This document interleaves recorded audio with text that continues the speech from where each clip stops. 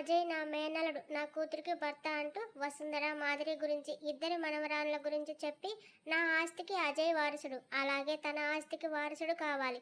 నా కూతురికి ఇక పిల్లలు పుట్టరు. అందుకే అజయ్ని మంచి అమ్మాయిని చూసి పెళ్లి చేసుకొని బిడ్డను కని నా ఆస్తికి వారసుని చేయమని కోరిక కోరాను. ఏ తండ్రి కూతురు బతుకుని ఇలా చేయడు, కానీ నా బిడ్డతో వాడికి ఏమాత్రం సుఖం సంతోషం లేదు అనగానే యమున గారు అజయ్ వైపు చూసింది. నా కూతురికి నా భార్య భర్తన చేతిలో కీలు బొమ్మను ఎలా చేయాలో నేర్పించింది, కానీ ప్రేమగా ఎలా కొంగుకి కట్టుకోవాలో చెప్పలేదు. అందుకే భర్త అంటే విలువ లేకుండా మాట్లాడి వాడిని బాధ పెడుతుంది, సాధిస్తుంది. వీటన్నిటికీ ఒక్కటే మార్గం, అజయ్ని మరో పెళ్లి చేసుకోమని చెప్పాను. మంచి మనసు, నెమ్మదస్తురాలైన, ఆఖరికి అనాథ అయినా సరే వాడిని ప్రేమించి గుండెల్లో పెట్టుకొని చూసుకునే అమ్మాయిని చేసుకోమని నేనే స్వయంగా చెప్పాను. నా కోరిక తీరేసరికి నేను ఉంటానో లేదో తెలియదు, కానీ ఏ కారణంగానైనా మీ మధ్య మనస్పర్ధలు వస్తే ఈ మాటలు నావిగా తీసుకుని వాడిని మన్నించు తల్లి. నీ తండ్రి లాంటి వాడిని. నీ బిడ్డకు ఎలాంటి లోటు ఉండదు. యువరాజుగా నా ఇంట్లో తిరగాలి. ఈ తాత పేరు నిలబెట్టాలి. ఇదే నా ఆఖరి కోరిక అంటూ మాటలు ఆగిపోయాయి. మామ చెప్పాడని నిన్ను ప్రేమించలేదు యమున. నీలోని మృదు స్వభావం, సేవ చేసే నీ మంచి మనసు నచ్చే నిన్ను ప్రేమించాను. నిన్ను నా భార్యగా చేసుకోవాలని నీకు దగ్గరయ్యాను. ఇంకా నువ్వు నమ్మకపోతే నువ్వు నాకు విధించే ఏ శిక్ష అయినా హాయిగా స్వీకరిస్తానంటున్న అజయ్ని గట్టిగా చుట్టేసి కట్టలు తెగిన దుఃఖాన్ని కళ్ళలో పొంగించింది. నువ్వంటే నాకు ప్రాణం యమున. బయట అలసిపోయిన నాకు నీ ఒడిలో దొరికే స్వంతన జీవితాంతం కావాలి. అంత పెద్ద బంగ్లాలో లేని ప్రశాంతత నీ సాన్నిహిత్యంలో దొరుకుతుంది. నువ్వు పెట్టే పచ్చడి మెతుకుల ముందు అక్కడి పంచభక్ష పరమాన్నాలు పనికిరావు చెప్తూ ఆమెను పొదివి పట్టుకుని, నన్ను నమ్ము, బాబుని నిన్ను కంటికి రెప్పలా కాపాడుకుంటానంటూ మరింత దగ్గరగా తీసుకుని కళ్ళలోకి చూస్తూ ఆమె అనుమతి కోసం ఎదురు చూస్తున్నాడు. అప్పటి వరకు ఉన్న బాధ, అతని మాటలతో ఇచ్చిన భరోసాతో ఇన్ని రోజులు ఊర్లో ఆదిత్య తండ్రి ఎవరని అందరూ అడుగుతుంటే వారికి సమాధానం ఇవ్వడం కోసం అజయ్ను తన జీవితంలోకి ఆహ్వానించింది. అనుమతిగా విచ్చుకున్న ఆమె పెదాలను, ప్రశాంతంగా మారిన మోమును చూసి ఆమె పెదవులను సున్నితంగా తాకి గుండెకు హత్తుకున్నాడు. కొంత సమయానికి నవ్వుతూ వస్తున్న తల్లి తండ్రిని చూసి పరుగున వెళ్ళిన ఆదిత్య నాన్న అంటూ చేతులు చాచాడు. ఆదిత్యాన్ని ఎత్తుకుని ముఖమంతా ముద్దులు పెడుతూ ఆడుకుందామా అన్నాడు. ఓ అంటూ, నాన్న నీ చేతికి ఏమైంది అన్నాడు. మమ్మీకి హెల్ప్ చేస్తుంటే చెయ్యి కట్ అయింది కన్నా, ఇప్పుడు ఏం లేదు, అమ్మ చేతికి పసుపు పెట్టిందిగా అంటూ పక్కనే ఉన్న తోటలోకి తనని తీసుకెళ్లి సాయంత్రం వరకు ఆడుకుని ఇంటికి తీసుకొచ్చి తనే స్నానం చేయించి అన్నం తినిపించి కథలు చెప్తూ గుండెల మీద నిద్రపుచ్చాడు. ఒక బిడ్డకు తల్లి ఎంతో, తండ్రి ప్రేమ కూడా అంతే అవసరమని తెలుసుకుంది ఆమె. స్నానం చేసి రండి, భోజనం వడ్డిస్తానని చెప్పి వెళ్ళింది. డ్రైవర్ అజయ్కి కారులో ఉన్న బట్టలు తెచ్చి ఇవ్వగా వాళ్ళని వెళ్ళి ఉదయం రమ్మని చెప్పి పంపించి లోపలికి వచ్చి స్నానానికి వెళ్ళాడు. చిన్ని ఇల్లు, పొందికగా అమర్చిన కాస్త సామాను చూసిన అజయ్ యమున ఎలాంటి ఇరుకు ఇంట్లో అయినా బ్రతికేస్తుందనిపించి ఫ్రెష్ అయ్యి తల తుడుచుకుంటూ వచ్చిన అతనికి వేడివేడి అన్నం, పప్పు, నెయ్యి వాసనతో భోజనం పెడుతున్న ఆమెను చూసి, నువ్వు ముందే నాకు ఎందుకు కనపడలేదు యమున అని అడిగాడు చిరునవ్వుతో. చాలా రోజుల తర్వాత అతనికి తన చేత్తో వడ్డించి పక్కనే కూర్చుంది. అమృతం అంటే ఏంటో ఆ భోజనం తినగా తెలుస్తుంటే మరో ముద్దని కలిపి ఆమె నోటికి అందించాడు. తడి కళ్ళతో భర్త చేతి ముద్ద తింటూ అతనికి తినిపించింది. అశోక్ అన్నయ్య వదిన ఎలా ఉన్నారు అడిగింది పడుకుంటూ. నిన్ను తలుచుకుంటూ బాధపడుతున్నారు. అక్కడ ఎవరు ఏం చెప్పినా అశోక్ భార్య నమ్మదు. అశోక్ పట్టించుకోలేదు మన ఆపదలో ఉన్న ఆడపిల్లని అలుసుగా చూసే మనుషులు కాదు వాళ్ళంటూ ఆమెను దగ్గరకు తీసుకున్నాడు. మంచిగా పడుకుంటే ఉంటారు, లేదంటే ఇప్పుడే పంపించేస్తాను చిరుకోపంగా అంటూ ఇటు తిరిగింది. నువ్వు నా భార్యవి, నువ్వు తరిమేసినా సరే నేను మళ్ళీ మళ్ళీ వస్తానంటూ ఈసారి ఆమెకు మాట్లాడే అవకాశం ఇవ్వకుండా తనలో కలుపుకున్నాడు. ఒక గది ఆ ఇంట్లో, కింద కటిక నేల మీద పరిచిన చాప కూడా పట్టు పరుపుల్లా తోచింది ఇరువురికి. ఆదిత్య కోసం కింద సపరేట్గా బెడ్ వేసి పడుకోబెడుతుంది, తనకి ఎలాంటి ఇబ్బంది లేకుండా.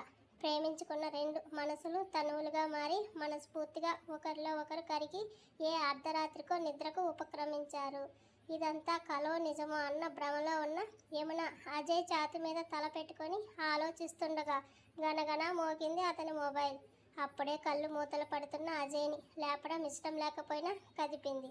కష్టంగా కళ్ళు తెరిచిన అతనికి ఇంటి దగ్గర నుంచి వస్తున్న కాల్ చూసి చిరాకుగా లిఫ్ట్ చేశాడు. నాన్న అని ఏడుస్తున్న గొంతు వినపడింది. నవ్య, ఏమైంది తల్లి అంటున్న అజయ్ నిద్రమత్తు ఎగిరిపోయింది. అమ్మ ఏదో మందు తాగింది, హాస్పిటల్కి వచ్చాం, నువ్వు త్వరగా రా అంటూ ఏడుస్తుంది. ఆ మాటలు యమునకు కూడా వినపడి ఒంట్లో చెమటలు పుట్టించాయి. మీరు వెంటనే వెళ్ళండి, హ్యాంగర్ కొన్న అతని చొక్కా తీసి ఇస్తూ చెప్పింది. ఉదయం వస్తాను, ఇక్కడ మన మనుషులు ఉంటారు, నువ్వు భయపడకంటూ ముద్దు పెట్టి బాబు నువ్వు జాగ్రత్త అని చెప్పి వెళ్తూ ఆమెని మరోసారి చూశాడు. అంతే పరుగున వచ్చి యమున అతన్ని చుట్టేసి నుదుటిపై కిస్ చేసి ఐ లవ్ యూ అండి అంది. ఎందుకో ఆమెని వదలాలని అనిపించడం లేదు అతనికి. అమాయకంగా బెల్లగా చూసే స్వచ్ఛమైన ఆమె మోమంటే అతనికి చాలా ఇష్టం. సున్నితంగా పెదవులు ముద్దాడి నిక్షింతగా పడుకో వసు, ఇలాంటి పనులు చేసి నన్ను భయపెట్టడం నాకు అలవాటే అంటూ అప్పటికే డ్రైవర్ కార్తో రెడీగా ఉండడంతో వెళ్ళిపోయాడు. అతను వెళ్లే వరకు ఉండి కళ్ళు తుడుచుకుని లోనికి వచ్చింది. వసు ఉండేది ఏ హాస్పిటల్లో కనుక్కోవడానికి కాల్ చేసినా అతనికి నాట్ రీచబుల్ వచ్చింది మొబైల్. సిటీకి వెళ్ళాక చేయవచ్చని సీట్కి తల అంచి కళ్ళు మూసుకున్నాడు. కళ్ళలో ప్రత్యక్షమైంది యమున నవ్వుతున్న అందమైన ముఖం. ఎంత సున్నితత్వం! ఆమెకు ఎంత బాధని ఇచ్చినా బాధగా తనని దూరం పెట్టిందే తప్ప తప్పుగా అసహ్యంగా ఒక్క మాట కూడా అనలేదు. తన మామ మాటలు విన్న మరుక్షణం తనని తిరిగి తన జీవితంలోకి ఆహ్వానించి మర్చిపోలేని అనుభూతిని పంచి అతని బాధని ఆవేదనని మటుమాయం చేసింది. అలాంటి భార్యనే కదా ఏ భర్త అయినా కోరుకునేది. డ్రైవర్ ఎక్కడికి వెళ్ళాలి సార్ అనే వరకు ఆమె ఊహల్లోనే ఉన్న అజయ్ కళ్ళు తెరిచి మరోసారి ఫోన్ చేశాడు. సమాధానం లేదు. మొహం చిట్లించి ఎందుకో అనుమానం వచ్చి ఇంటికి వెళ్ళమన్నాడు. అలాగే సార్ అంటూ 10 నిమిషాలు బంగ్లా ముందు ఆపాడు కార్ని. దిగి ఇంట్లోకి వెళ్ళిన అజయ్ కళ్ళు ఎర్రబడి భయంకరంగా మారాయి. తన చిన్న కూతురు నవ్య అరచేతులు కాలి లేత శరీరంపై ఎర్రని వాతలు, అక్కడక్కడ బొబ్బలతో రక్తపు ముద్దలా పడి ఉంది. చూస్తున్న అతడు నిశ్చేష్టుడయ్యాడు. పరుగున వెళ్ళి నవ్య అంటూ కూతుర్ని హక్కున చేర్చుకొని స్పృహలేని తనని 2 చేతుల్లోకి తీసుకుని బయటకు వస్తుంటే డోర్స్ మూసేసింది వసు. కోపంతో అజయ్ కళ్ళు ఎర్రబడి నిప్పులు చెరుగుతున్నాయి. ఎవరు చేశారు ఈ పని? అతనిలో ఆవేశం కట్టలు తెంచింది. నేనే చేశాను నిర్లక్ష్యంగా చెప్పింది వసుంధర. మరో నిమిషం ఆమె గొంతు అతని చేతిలో నలుగుతుంటే, ఇక్కడ చిన్న కూతురే కాదు అక్కడ నీ పెద్ద కూతురు చనిపోయేలా ఉంది. నా పని తర్వాత చూద్దు కానీ వెళ్ళి నీ కూతుర్లని రక్షించుకో అంటూ అతని చేతిని విసిరి కొట్టి హాల్లో కాలు మీద కాలు వేసుకొని కూర్చొని టీవీ పెట్టుకుంది. లోపల నుంచి భవిత ఆక్రందనలు, మాధురి గారు ఏడుపులు విన్న అజయ్ కాళ్ళు వణికాయి. డ్రైవర్ని పిలిచి కార్ తీయమని చెప్పి నవ్యాని వెనుక సీట్లో పడుకోబెట్టి ఇంట్లోకి పరిగెత్తాడు. తమ గదిలో నుంచి అరుపులు వినపడుతుంటే గడి వేసిన తలుపులు తీసి చూసిన అతను షాక్ అయ్యాడు. గది మొత్తం గాజు పెంకులు చల్లా చెదురై భవిత కాళ్ళలో దిగిన రాకాసి లాంటి పదునైన గ్లాస్ పీసులు గదిలో రక్తం ఏరులై పారేలా చేస్తే చేతులు కాళ్ళు కట్టేసి ఉంది భవిత. మాధురిని చైర్లో తాళతో బంధించడం చూసి వెళ్ళి ఆమె కట్లు విప్పి కూతుర్ని తీసుకుని పరుగున బయటకు వస్తూ గోర్లకి నెయిల్ పాలిష్ వేసుకుంటున్న వసుంధరాని చూసి, నేను వచ్చేసరికి నువ్వు కనిపిస్తే మాత్రం దేవుడి సాక్షిగా నేనే నిన్ను చంపేస్తాను వసుంధర అని సింహంలా గర్జించి 2 అంగల్లో వెళ్ళి హుటాహుటిన హాస్పిటల్కి తీసుకెళ్లాడు. ఎందుకే ఇలాంటి పని చేశావు? ఎవరితోనో వాడు తిరిగితే ఆ కోపం నీ పిల్లల మీద చూపిస్తావా అని కూతుర్ని అసహ్యంగా చూసింది మాధురి. ఎవరి మాటలు చెవిన ఎక్కలేదు ఆ వసుకి. అజయ్ యమునాని కలిశాడని విషయం తన మనిషి ద్వారా తెలుసుకున్న వసు ఇంట్లో వస్తువులన్నీ పగలగొట్టింది. అర్ధరాత్రి అయినా అతను ఇంటికి రాలేదంటే ఖచ్చితంగా ఆమెతో ఉన్నాడని కోపం బుసలు కొట్టగా నిద్రపోతున్న 2 పిల్లలు ఆ క్షణం ఆమెకు యమునాలా కనబడ్డారు. అడ్డుకున్న తల్లిని కుర్చీలో కట్టేసి బిక్కుబిక్కుమంటూ చూస్తున్న నవ్యాని బయటకు లాక్కొచ్చి వంటింట్లోకి తీసుకెళ్లి గరిట కాల్చి ఆమె ఒంటి మీద వాతలు పెట్టి ఏ తల్లి చేయని కర్కాశకమైన పని చేస్తూ నవ్య 2 అరచేతులు బర్నర్ మీద పెట్టింది. ఏడ్చి చొమ్మసిల్లి పడిపోయే టైంలో అజయ్కి ఫోన్ చేయించి తను హాస్పిటల్లో ఉందని చెప్పింది. అప్పటికే కింద పడ్డ కూతుర్ని కూడా పట్టించుకోలేదు ఆ రాక్షసి తల్లి. హాస్పిటల్లో పిల్లలను అలా చూసిన అజయ్ గుండె కోపంతో రగిలిపోయింది. తనని ఏమీ చేయలేక పసివాళ్ళ మీద పగ తీర్చుకున్న వసుంధర అంటే మొదటిసారి భయం, కోపం, అసహ్యం, విరక్తి అతనిలో. దీనికి కారణం అతనే అన్న ఆలోచన మనస్సుని నిలువెల్లా దహిస్తుంది. 2 రోజులు పిల్లల దగ్గర ఉండి ఇంటికి తీసుకొచ్చాడు. అతని కోపం తెలిసిన మాధురి గారు కూతుర్ని తన చుట్టాల ఇంట్లో దాచింది. ఈ టైంలో వసుంధర మీద కోపం చూపించడం కంటే తన పిల్లలతో వీలైనంత ప్రేమగా ఉండి వాళ్ళకి ఏ లోటు లేకుండా చూసుకోవాలి అన్నది అతని ముందున్న తక్షణ కర్తవ్యం. అదే విషయం యమునకు ఫోన్లో చెప్పాడు. పిల్లలు జాగ్రత్త, నేను బాగున్నాను, వాళ్ళని వదిలి ఎక్కడికి వెళ్ళకండి అని మరీ చెప్పింది యమున. కానీ వసుంధర తన అకృత్యాలు ఆపలేదు. యమున ఉండే ఆశ్రమానికి రౌడీలను పంపి ఖాళీ చేయమని బెదిరించింది. అజయ్ యమున ప్రశాంతంగా ఉండటం ఆమెకు ఇష్టం లేదు. ఎక్కడ ఉన్నా యమునకి అజయ్ కోసం అతని ఇంటికి వెళ్ళక తప్పలేదు. తన 8 ఏళ్ల కొడుకుని పట్టుకొని ఒక పెద్ద బంగ్లాకు వచ్చింది. ఒంటికి నిండుగా కప్పుకున్న చీరతో బెదురు చూపులు చూస్తున్న ఆమె చెయ్యి గట్టిగా పట్టుకున్నాడు ఆదిత్య. ఇంద్రసభకు ఏమాత్రం తీసిపోని విధంగా ఉంది ఆ బంగ్లా. లోపల పార్కింగ్లో ఖరీదైన కార్లు కిక్కిరిసి ఉన్నాయి. అక్కడ పార్టీ జరుగుతుందని గుర్తుగా మద్యం ఏరులై పారుతూ ఆడమగ తేడా లేకుండా తాగి చిందులు వేస్తున్నారు. ఆడవారికి బట్టలే బరువు కాగా మగవాళ్ళు నచ్చిన వాళ్ళని నచ్చిన చోటికి తీసుకెళ్తున్నారు. అక్కడి మనుషుల్ని చూస్తూనే గుండె దడ పుట్టింది ఆమెకి. ఖరీదైన వస్త్రధారులతో కిక్కిరిసి ఉంది హాల్ ప్రాంగణమంతా. బిక్కుబిక్కుమంటున్న యమున అమాయకమైన చూపుతో ముద్దులు మూట కట్టే మోముతో ఉన్న ఆదిత్యాన్ని తీసుకొని భయంగా అడుగు పెట్టింది లోపలికి. ఆమెని అడ్డుకున్నారు అక్కడ సెక్యూరిటీ. మా నాన్న కోసం వచ్చాం, ఏమాత్రం బెదరకుండా టక్కున చెప్పాడు ఆదిత్య. ఎవరు మీ నాన్న అన్నాడు అతను. ఆదిత్య అజయ్ పేరు చెప్పగానే వింటున్న వాచ్మెన్ బిత్తరపోయి, ఏంటి సార్, నీకు తండ్రి ఏంటి, మజాక్ చేస్తున్నావా బుడ్డోడా? ఈ మాట మా మేడం విన్నది అంటే నిన్ను కైమా కింద కొట్టి కాకులకు వేస్తుంది, అవతలికి పో ముందు అంటూ విసుగ్గా ఆదిత్యాన్ని తోసేశాడు. యమున చప్పున కొడుకును పట్టుకుని, జాగ్రత్త, నా బిడ్డ మీద చెయ్యి వేస్తే నరికేస్తా అంది వేలు చూపిస్తూ, కళ్ళు ఉరుముతూ. అక్కడే ఉన్న ఒకరు యమునాని చూసి పరుగున లోనికి వెళ్ళి 10 నిమిషాలు అజయ్ని తీసుకువచ్చాడు. తల తిప్పి చూసింది యమున. ఆ రోజు తన పెద్ద కూతురు ఓనీ ఫంక్షన్ గ్రాండ్గా జరుగుతుంది ఇంట్లో. ఇంటి నిండా గెస్ట్లతో హడావిడిగా ఉన్నాడు అజయ్. గేటు దగ్గర యమునాని ఆపేసిన వాచ్మ్యాన్ చూస్తూ వచ్చాడు. నల్లటి బట్టల్లో, మెడలో లావుపాటి చేతికి ఉంగరాలు, బ్రాస్లెట్ నుంచి కాళ్ళ చెప్పుల వరకు ఖరీదైన బ్రాండ్స్ని వాడిన అతన్ని చూడగానే వాచ్మ్యాన్ సలాం చేసి, సార్, ఈమె ఎవరో మీకోసం వచ్చారని, ఆ పిల్లాడు మీరు తండ్రి అని చెప్పి లోపలికి రావాలని చూస్తున్నారు అన్నాడు వినయం వలకబోస్తూ. వాళ్ళని లోపలికి పంపించకుండా ఇక్కడ ఎండలో నిలబెట్టావా అంటూ వాచ్మ్యాన్ చెంప పగలగొట్టి ఆదిత్యాన్ని రా నాన్న అని ఎత్తుకోవడానికి వస్తుంటే కొడుకుని వెనక్కి లాగేసింది యమున. ఆమె కళ్ళు అంత దీనావస్థలో కూడా నిప్పులు చెరుగుతున్నాయి. యమున కొడుకుని అందుకొని భార్యను చూస్తూ నెమ్మదిగా పిలిచారు. యమున చేతులు జోడించి, నేనిక్కడికి మీ భార్యగా, మీ బిడ్డకి తల్లిగా రాలేదు. మొన్నటి రాత్రి ఆశ్రమంలోకి 10 మంది రౌడీలు చొరబడి రేపటి రోజున అక్కడి నుంచి వెళ్ళిపోవాలని, కాదని ఎదురు తిరిగితే చిన్న పెద్ద అనే తేడా లేకుండా చంపేస్తామని బెదిరించి అక్కడ ఉన్న ఆడవారి పట్ల అసభ్యకరంగా ప్రవర్తించారు. ఈరోజు ఉదయం ఫోన్ చేసి మళ్ళీ బెదిరించారు. కొందరు భయపడి వెళ్ళిపోతే మరికొందరు డబ్బుకి ఆశపడి వెళ్ళిపోయారు. కానీ నాలాంటి బిడ్డ తల్లులు, నడవలేని వయసైన పెద్దవాళ్ళు వెళ్ళేందుకు సాహసం చేయలేదు. అక్కడ నుంచి వెళితే మాకు నిలువ నీడ కూడా ఉండదు, రోడ్డున పడతాం. ఈ విషయం మీకు చెప్పాలని నిన్నటి నుంచి చూస్తుంటే ఇక్కడ హడావిడిగా ఉంది. మీరు దయ ఉంచి మమ్మల్ని ఈ గండం నుంచి గట్టెక్కిస్తే ఇక మీ జోలికి కానీ మీ ఇంటికి కానీ రాము. నీళ్లు నిండిన కళ్ళతో దీనంగా వేడుకుంది. చప్పున ఆమె 2 చేతులు పట్టుకున్నాడు. నాన్న అంటూ అజయ్ 2 కాళ్ళని చుట్టేశాడు ఆదిత్య. నేనే నీ దగ్గరికి వద్దామనుకున్నానేమన్నా, నీతో ఒక ముఖ్యమైన సంతోషకరమైన విషయం చెప్పాలి అంటూ ఆమె భుజం చుట్టూ చెయ్యి వేసి ఆదిత్యను ఎత్తుకొని లోనికి నడిచాడు. లోపలికి రాను, నాకు భయంగా ఉంది అంది ఆమె. భయపడితే ఎలా? రేపటి నుంచి ఈ బంగ్లాకు రానివి అవుతున్నావు. ఇకపై ఈ ఇంటి మీద, ఇక్కడి మనుషుల మీద నీకు అధికారం ఉంది అంటుంటే తనేం విన్నదో అర్థం కావడానికి 1/2 నిమిషం పట్టింది. ఆశ్రమం గురించి నువ్వు మర్చిపో. రేపు ఈ పాటికి అక్కడ అందరూ ఇది వరకులా నవ్వుతూ ఉంటారు. ఇంకొక గంట ఆగితే నేనే వచ్చేవాడిని. శ్రమ తగ్గించావంటూ ఇంట్లోకి తీసుకొస్తూ కుడికాలు పెట్టేమునా అన్నాడు. నీకేమైనా మతిపోయిందా? కళ్ళలో అయోమయం, బెదురు, ఆశ్చర్యం, భయం తాండవిస్తుంటే అడిగింది.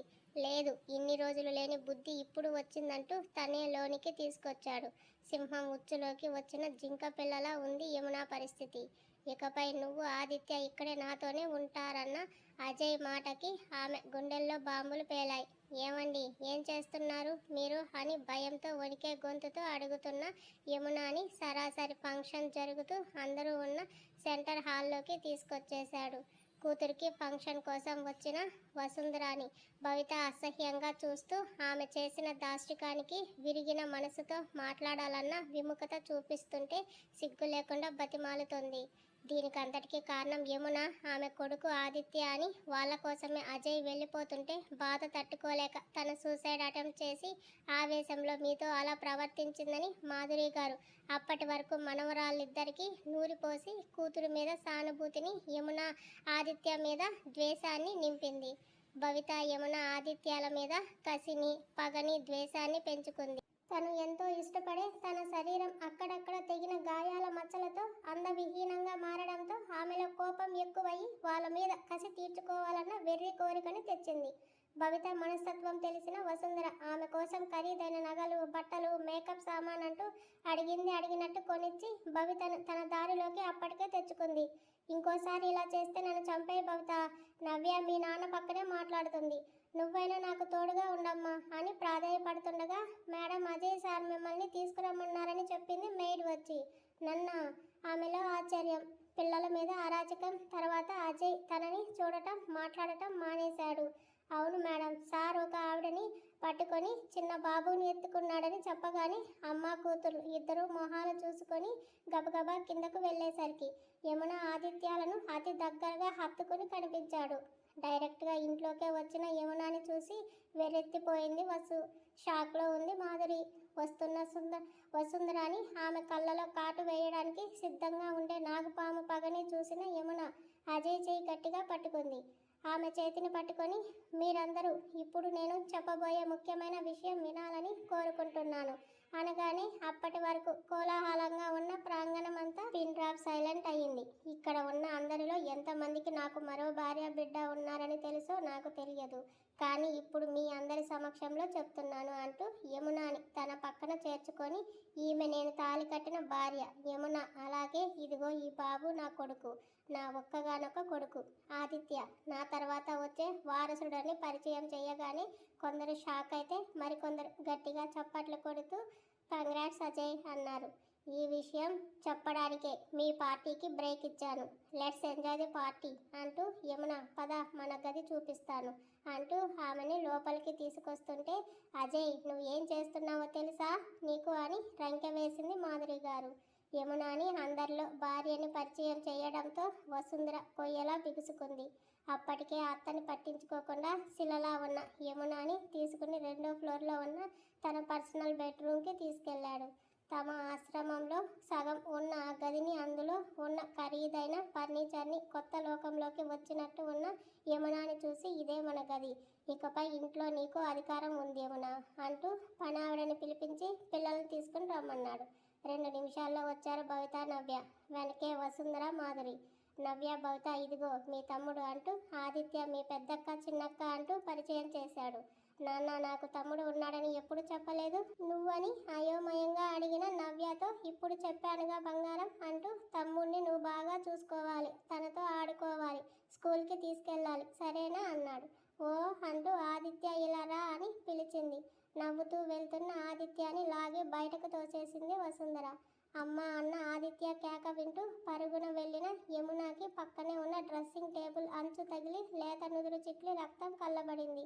చీర చించి కట్టు కడుతున్న యమునాని చూసి, ఇక్కడ కులుకుదామని వచ్చావే వగలాడి, ఇక్కడి నుండి ఈ క్షణమే వెళ్ళిపో, లేదంటే అంటున్న వసుంధర చెంప పగిలింది యమున చేతిలో. ఈసారి ఆశ్చర్యపోవడం అజయ్ వంతు అయ్యింది. ఏంటే ఊరుకుంటుంటే రెచ్చిపోతున్నావు, ఇప్పుడే అందరి ముందు నేను ఆయన భార్యను అని పరిచయం చేశారు, వినలేదా చూడలేదా? నేను ఊరుకున్నాను అంటే అర్థం నాకంటే పెద్దదానివి, నీ జీవితం నా వల్ల అల్లరిపాలు కాకూడదని, మీ లైఫ్లోకి వచ్చి ఈ రాజభోగాలు అనుభవించాలని, కానీ ఆయన భార్యను అనే పేరు నాకు కావాలని కానీ నేను అనుకోలేదు. కాబట్టి ఏదైనా ఆయనకి నీ తర్వాతే నాకు అని నేను నీకు ఇస్తున్న విలువ గౌరవం. అది నీకు చేతగానితనంగా కనబడి నా బిడ్డ మీద చేయి చేసుకునే అంత అలుసు మాత్రం ఇవ్వలేదు. అదే నీ అహంకారం అయితే నా బిడ్డ తర్వాతే నాకు ఎవరైనా. వాడి జోలికి వస్తే మాత్రం ఖబర్దార్, నిలువుగా నరికి పోగులు పెడతాను, జాగ్రత్తగా ఉండండి అని ఉగ్రంగా చెప్పి, ఏమండి ఫస్ట్ ఎయిడ్ బాక్స్ ఎక్కడ ఉంది అన్న యమున మాటకి వాటర్ బాటిల్ ఆమె చేతికిచ్చి బాబుకి తాగించమని చెప్పి, నవ్య అమ్మకి ఫస్ట్ ఎయిడ్ బాక్స్ ఇవ్వు, నేను వెళ్ళి డాక్టర్కి ఫోన్ చేసి వస్తానంటూ వెళ్ళాడు అజయ్. పక్క గదిలోకి వెళ్ళి ఫస్ట్ ఎయిడ్ బాక్స్ తీసుకుని వచ్చిన నవ్య, అమ్మ ఇదిగో అంటూ, ఆదిత్య నీకేం కాదు ఏడవకంటూ తన చిన్ని చేతులతో ఆదిత్య కళ్ళలో తడి తుడిచింది. పసిదానికున్న మానవత్వం కూడా లేదు నీకు. ఆయన ఎందుకు నా కోసం ఇంతలా పరితపించాడో ఇప్పుడు అర్థమైంది. ఇక్కడ ఉన్నది ప్రేమ పంచే భార్య కాదు, ప్రాణాలు తీసి రక్తం తాగే కురివి దయ్యం, రక్త పిశాచి అంటూ వసుంధరని ఏకి పారేసిన యమునాని నెత్తురు చుక్కలేని ముఖంతో చూస్తూ నిలబడిపోయింది మాధురి.